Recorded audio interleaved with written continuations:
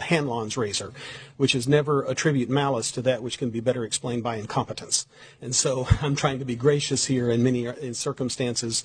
There could be malice underneath, but I'm trying to see just incompetence to be gracious. So the Pfizer vaccine is contaminated with plasmid DNA. It's not just mRNA. It's got bits of DNA in it.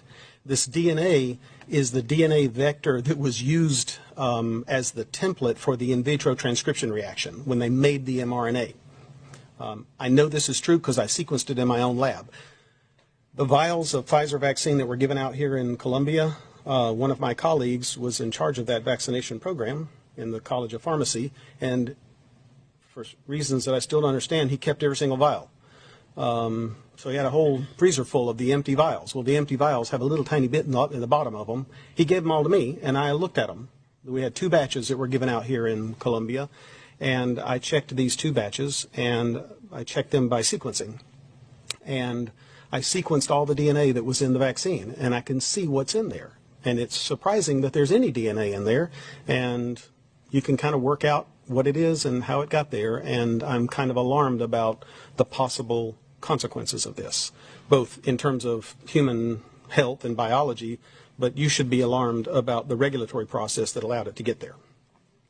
So this DNA, in my view, it could be causing some of the rare but serious side effects like death from cardiac arrest. There's a lot of cases now of people having suspicious death after vaccine. It's hard to prove what caused it. It's just, temporally associated.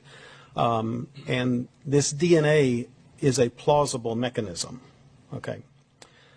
This DNA can and likely will integrate into the genomic DNA of cells that got transfected with the vaccine mix. This is just the way it works. We do this in the lab all the time. We take pieces of DNA, we mix them up with a lipid complex like the Pfizer vaccine is in. We pour it onto cells, and a lot of it gets into the cells, and a lot of it gets into the DNA of those cells, and it becomes a permanent fixture of the cell. It's not just a temporary thing. It is in that cell and all of its progeny from now on forevermore. Amen.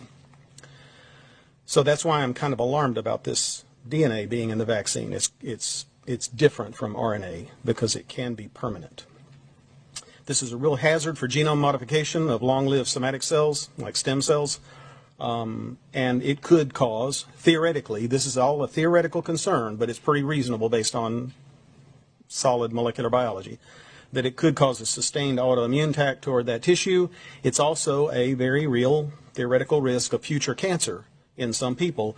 Depending on where in the genome this foreign piece of DNA lands, it can interrupt a tumor suppressor or activate an oncogene. I think it'll be rare, but I think the risk is not zero, and it may be high enough that we are to figure out if this is happening or not. And again, the autoimmunity thing is not my wheelhouse. I'm not an immunologist, but the cancer risk is. That's my bag. I know this is a thing, and it is a possibility.